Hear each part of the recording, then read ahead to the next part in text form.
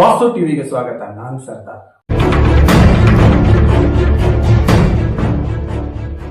ಬಲಿಷ್ಠಾನಗಳನ್ನ ನಾಳೆ team ಇಂಡಿಯಾಕ್ಕೆ wish ಮಾಡಿ sir. ನಾವು ಮೊನ್ನೆನೂ ಹೇಳಿದ್ದೇವೆ ನಿಮಗೆ ನಾ ಹೇಳಿದ್ದೇವೆ ಅವರ ಭವಿಷ್ಯವಾಣಿ ಸತ್ಯ ನಮ್ಮದು ಭಾರತ ತಂಡ ನಿಶ್ಚಿತವಾಗಿಯೂ ಕೂಡ ಗೆಲ್ತದೆ.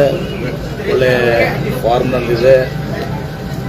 ಅದರರ್ಥ ವಿರೋಧ ತಂಡಗಳು ಕೂಡ ಅವರು ಕೂಡ ತಮ್ಮ ಸ್ಪರ್ಧಾತ್ಮಕ ಮಾಡ್ತಾರೆ. ಕೆಲವೊಮ್ಮೆ ಯಾರು ಆ ದಿವಸ ಒಳ್ಳೆಯ ಆಟ ಆಡ್ತಾರೆ ಅದರ ಮೇಲೆ ಎಲ್ಲವೂ ಕೂಡ ಆಗಿರ್ತದೆ. ಹೀಗಾಗಿ ನಾನು ಭಾರತ ತಂಡಕ್ಕೆ ನಾನು ಶುಭವನ್ನು ಕೋರ್ತೇನೆ ಮತ್ತು ಭಾರತ ತಂಡ ಜಯಗಳಿಸ್ತದೆ ಅಂತ ನನಗೆ ಸಂಪೂರ್ಣವಾದಂಥ ವಿಶ್ವಾಸ ಇದೆ.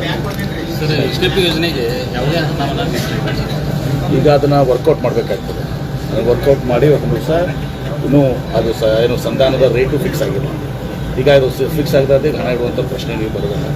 ಅವಶ್ಯಕತೆ ಬಿದ್ದಾಗ ಹಣ ಇಡ್ತೀವಿ. ನಿರ್ಣಯನ ಮುಖ್ಯಮಂತ್ರಿಗಳು ಮಾಡಿದ್ದಾರೆ. 70,000 ಎಕರೆಗಳನ್ನ ಇವತ್ತು ಏನು ಮುಳುಗಡೆ ಆಗ್ತದೋ ಅದನ್ನು ತೆಗೆದುಕೊಳ್ಬೇಕು ಅಂತ ನಿರ್ಣಯನ ಹೋರಾಟಗಾರ ಎಲ್ಲರ ಜೊತೆಗೆ ಆಗಿದೆ. ಎಲ್ಲ ಫಾರ್ಮಾಲಿಟೀಸ್ ಕಂಪ್ಲೀಟ್ ಮಾಡಬೇಕಂದ್ರೆ 4-5 ತಿಂಗಳು ಅದಕ್ಕೆ ಹೋಗ್ತದೆ. ಸರ್, ಈಗ ಕೃಷಿ JD ಅವರು ಅಧಿಕೃತವಾಗಿ ರಜೆಗಳನ್ನ ಹಾಕಿ ತಿಂಗಳಗಟ್ಟಲೆ ಹೇಳಿದ್ರು. ಇದ್ರ ಬಗ್ಗೆ ಗಮನಕ್ಕೆ ಬಂದಿದೆ. ಇದರಿಂದ ಏನಾಯಿತು ಅಂದರೆ ರೈತರು ಕೂಡ ಜಿಲ್ಲೆಯಲ್ಲಿ ಬರೋ ರೈತರಿಗೆ ಬರಬೇಕಾದಂಥ ಏನೋ ಒಂದು ಬೆಳೆ ಹಾನಿ ಅನುದಾನ ಇತ್ತು, ಅದು ಕೂಡ ಹಿನ್ನಡೆ ಆಯಿತು. ನೋಡು, ಅದನ್ನು ಎಲ್ಲನೂ ಕೂಡ ನಾನು ಈಗಾಗಲೇ KDPಯಲ್ಲೂ ಚರ್ಚೆ ಮಾಡಿದ್ದೀನಿ. ಈಗ ಮೊನ್ನೆನೂ ಕೂಡ ಹೇಳಿದ್ದೀನಿ. ಅವರಿಂದ ಏನಾದರೂ ತಪ್ಪಾಗಿದ್ದರೆ ಒಂದು ದಿವಸ ನಿರ್ದಾಕ್ಷಿಣ್ಯವಾಗಿ ಕ್ರಮ ಕೈಗೊಳ್ತೀವಿ. ಕೆಲವೊಂದು ನನಗೆ ಬೇರೆ ಬೇರೆ ಮಾಹಿತಿಗಳಿದ್ದಾವೆ. ಕೆಲವೊಂದು ಜಿಲ್ಲೆ ಅಲ್ಲಿಯ ಮಾನದಂಡಗಳಿತ್ತು, ಅಲ್ಲಿಯ ಸಿಚುವೇಶನ್ ಬೇರೆ ಇತ್ತು, ಇಲ್ಲಿನೂ ಸಿಚುವೇಶನ್ ಬೇರೆ ಇತ್ತು ಅಂತೇಳಿ ಅದು ಯಾವುದಕ್ಕೂ ಕೂಡ ಅದರಲ್ಲೇನು ಅದಿರಲಿ. ಅಧಿಕೃತವಾಗಿ ರಜೆ ಹಾಕಿದೆ. ಅನಧಿಕೃತವಾಗಿ ರಜೆ ಹಾಕಿ ಕ್ರಮ ಕೈಗೊಳ್ತಾರೆ. ಸರ್, ಇನ್ನೊಂದು ಈ ಬಜೆಟ್ ಸರ್ ಇದು ಮುಸ್ಲಿಮರಿಗೆ ಹೆಚ್ಚು ಮನೆ ಕೊಟ್ಟಿದ್ದಾರೆ. ಹಾಗಾಗಿ ಇದು ಸಾಬರ್ ಬಜೆಟ್ ಅಂತೇಳಿ ಬಿಜೆಪಿ ಎಲ್ಲರಿಗೂ ಕೊಟ್ಟಿದ್ದೀವಿ. ಎಲ್ಲ ವರ್ಗದ ಜನರಿಗೆ ಕೊಟ್ಟಿದ್ದೀವಿ. ಹಿಂದುಳಿದವ್ರಿಗೆ ಕೊಟ್ಟಿದ್ದೀವಿ, ದಲಿತರಿಗೆ ಕೊಟ್ಟಿದ್ದೀವಿ. 2Aದಲ್ಲಿ ಎಷ್ಟು ಜಾತಿ ಬರ್ತಾರೆ, ಅಲ್ಲಿ ಮಕ್ಕಳವ್ರು ಬರ್ತಾರೆ, ಬರಲ್ವಾ? ಉಪ್ಪಾರ್ ಬರ್ತಾರೆ, ತಳವಾರ ಬರ್ತಾರೆ. ಬರೀ ಮುಸ್ಲಿಮ್ಗೆ ಯಾಕೆ ಕಾಣ್ತದೆ ನಿಮಗೆ? ಹಳದಿ ಕಣ್ಣುಗಳು ಉಳಿದವ್ರಿಗೆಲ್ಲ ಬರ್ತದಲ್ಲ, ಅದೆಲ್ಲ.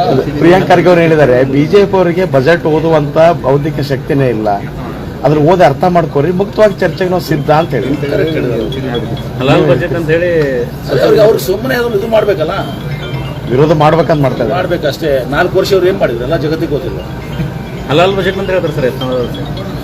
ಅದೇ ಹಲಾಲ್ ತಿನ್ನೋರು ಸರ್, ಬಿಜಾಪುರಕ್ಕೊಂದು ಕ್ರಿಕೆಟ್ ಸ್ಟೇಡಿಯಂ ಆಗ್ಬೇಕಂತ ಬೇಡಿಕೆ ಇದೆ ಸರ್. ಅದರ ಇದೆ ಪ್ರಸ್ತಾವನೆ. ಈಗ ರೀಜನಲ್ ಕಮಿಷನರ್ಗೆ ಹೋಗಿದೆ.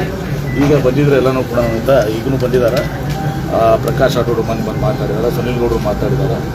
ಹೀಗಾಗಿ ಅದನ್ನು ನಾನು RC ಮಾತಾಡಿ ಸರ್ಕಾರಕ್ಕೆ ಕಳಿಸಿ ನಿಶ್ಚಿತವಾಗಿಯೂ ಕೂಡ ಅದು ಕ್ರಿಕೆಟ್ ಸ್ಟೇಡಿಯಂ ಆಗಬೇಕು. ಅದ್ರ ಜೊತೆ ಒಂದು ಸೈಕಲ್ ಅಕಾಡೆಮಿನೂ ಆಗಬೇಕು. ಅಲ್ಲಿನೇ ನಮ್ಮ ಇದನ್ನು ಕೂಡ ಇದೆ, ಏನು ವೆಲ್ಲೋಡ್ರೋಮ್ ಇದೆ. ಹೀಗಾಗಿ ಅದೊಂದು ಸ್ಪೋರ್ಟ್ಸ್ ಝೋನ್ ಆಗಿ ಒಂದು ಸದನ ಪರಿವರ್ತನೆ ಮಾಡಲಿಕ್ಕೆ ಇಲ್ಲೇ ನಾವು ಡಾಕ್ಟರ್ ಎಲ್ಲ ಬಂದಿದ್ದಾರಲ್ಲ, ಕಂದಾಯ ಆಯಿತು.